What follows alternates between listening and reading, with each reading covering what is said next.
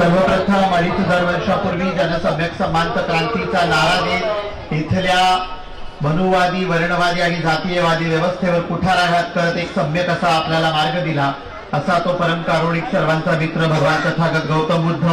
त्याच तथागत भगवान गौतम बुद्धाच्या पावलावर पाऊल टाकत ज्यानं रयतेचं स्वराज्य आणि साम्राज्य उभं केलं तो लोकराजा छत्रपती शिवाजी महाराज. त्याच छत्रपती शिवरायांची इथल्या ब्राह्मण्यवाद्यांनी आणि मनुवाद्यांनी दडवून ठेवलेली समाधी शोधून काढत खऱ्या अर्थानं बहुजनांचा नायक शिवाजी ज्यानं आपल्याला ओळख करून दिली ते म्हणजे इथल्या सामाजिक क्रांतीचे प्रणेता, क्रांतीचा आजा क्रांतिबा ज्योतिबा फुले, क्रांतिज्योती सावित्रीबाई फुले. आणि या सर्वांना आपला आदर्श मानत ज्यानं खऱ्या अर्थानं या देशातल्या जल जंगल जमिनीपासून इथल्या सजीव आणि निर्जीव वस्तूपर्यंत प्रत्येक घटकाचा एक अधिकार आणि प्रत्येकाची स्वायत्तता समृद्ध ठेवली. आणि ज्या महामानवाच्या अभिवादनपर आपण इथे आलेलो आहोत, ज्यानं 395 कलमी मानव मुक्तीचा जाहीरनामा केला, तो तुम्हा आणि तमाम भारतीयांचा मापज प्रज्ञा सूर्य भारतरत्न डॉक्टर बाबासाहेब आंबेडकर आणि त्या सर्व महामानवांना अभिवादन ज्यांनी माणसाला माणूस म्हणून जगण्यासाठी अथक असे परिश्रम आणि कष्ट घेतले. आजच्या या धम्मपीठावर उपस्थित आदरणीय भीमराव आंबेडकरजी साहेब, तसेच तिथल्या वंचित बहुजनांचे नेते आदरणीय बाळासाहेब आणि तमाम भारतीय बौद्ध महासभेचे अर्थातच आमच्या मातृसंस्थेचे सर्व सन्माननीय पदाधिकारी, समता सैनिक दलाचे पदाधिकारी, त्यासोबतच धम्म जे खऱ्या अर्थाने जिवंत ठेवत आहेत विवेकी मार्गाने, अशा भिक्खू संघाला आणि इथल्या तमाम उपासक उपासिकांना माझा सविनय आणि सप्रेम जय भीम. आज आपण अभिवादनासाठी आलेलो आहोत आणि अभिवादनाला आल्यानंतर आपण बघतो, म्हणजे मी ज्या वेळी दरवर्षी अभिवादनाला असेल, दीक्षाभूमीवर असेल, भीमा कोरेगावला असेल, किंवा मग आपण ज्याला येवला मुक्तीभूमी असेल, या ठिकाणी कार्यक्रमांना जाणं मी टाळत नाही.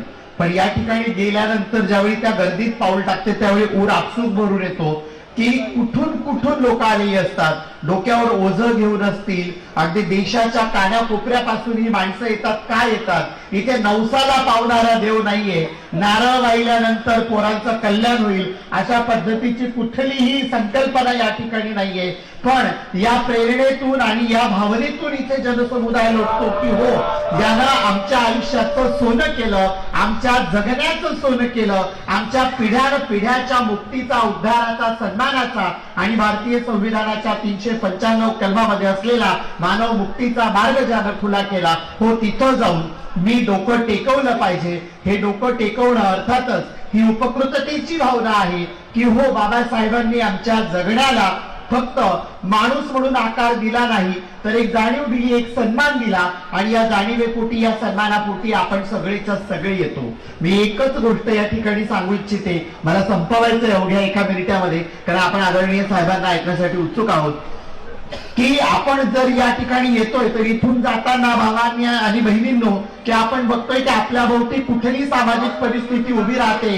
या देशात ज्या प्रतिक्रांतीसाठी प्रज्ञा सूर्य महामानव बोधिसत्व डॉक्टर बाबासाहेब आंबेडकरांनी आम्हाला धम्म दिला होता, त्या धम्मासोबतच आम्हाला त्यांच्या 22 अतिशय प्रखर अशा विचारशलाका असलेल्या ग्रंथातून असेल, 358 भाषणातून असेल आणि 1300 इतर छोट्या मोठ्या लेखातून असेल, एक एक वाक्य हे पुढच्या अनेक पिढ्यांसाठी क्रांतीचं सूत्र होतं. या क्रांती सूत्राला आता आपल्याला गावागावात खऱ्या अर्थाने उजागर करण्याची गरज आहे. कारण आपल्या भोवती असलेला संघवादी, मनुवादी आणि इथे असलेला जाती आणि धर्मांध विचार हा अधिक वेगाने पुढे जातोय. त्यांच्या हातात राजसत्ता आहे, ते धर्मसत्ता ताब्यात घेत आहेत, त्यांच्याकडे अर्थसत्ता आहे.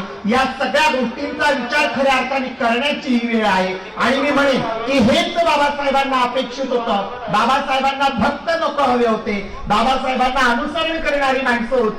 अनुसरण करणारी माणसं म्हणजे कोण? दिलेला विचार, माझ्या जगण्याचा विचार, आचार व्यवहार झाला पाहिजे. आचारातून, विचारातून, व्यवहारातून, आपल्या बोलण्यातून बाबासाहेब व्यक्त झाले पाहिजे आणि ते इथल्या प्रत्येक तमाम बहुजनांपर्यंत पोहोचले पाहिजेत. आणि इथे असलेली भारतीय संविधानिक लोकशाहीची व्यवस्था आणि त्या लोकशाही मूल्यांमध्ये असलेली इथली समाज व्यवस्था आणि देश म्हणून आपण सगळे एकमेकाच्या हातात हात घेऊन जे गेल्या 75 वर्षापासून सोबत आहोत, कारण भारतीय संविधानाचा अमृत महोत्सवी वर्ष आहे, तर या अमृत महोत्सवी वर्षामध्ये आपल्याला संघर्ष अधिक वेगाने करावा लागेल. पण एक गोष्ट लक्षात ठेवावी लागेल, प्रज्ञा सूर्य महामानव बाबासाहेब आपल्या संविधान सभेतील भाषणात सांगून गेलेले आहेत की आता तुम्हाला रक्तरंजित क्रांतीची गरज नाही, विवेकी विचारी क्रांतीची गरज आहे. आणि शिका, संघटित व्हा आणि संघर्ष करा. या संघर्षामध्ये विवेकशील संघर्षाच्या क्रांतीची गरज आहे. ही संघर्षाची क्रांती आपल्याला अधिक तीव्र करावी लागेल. मी मी म्हणेन की हेच खरं अभिवादन असेल आमच्या उद्धारकर्त्याला, आमच्या बापाच्या बापाला,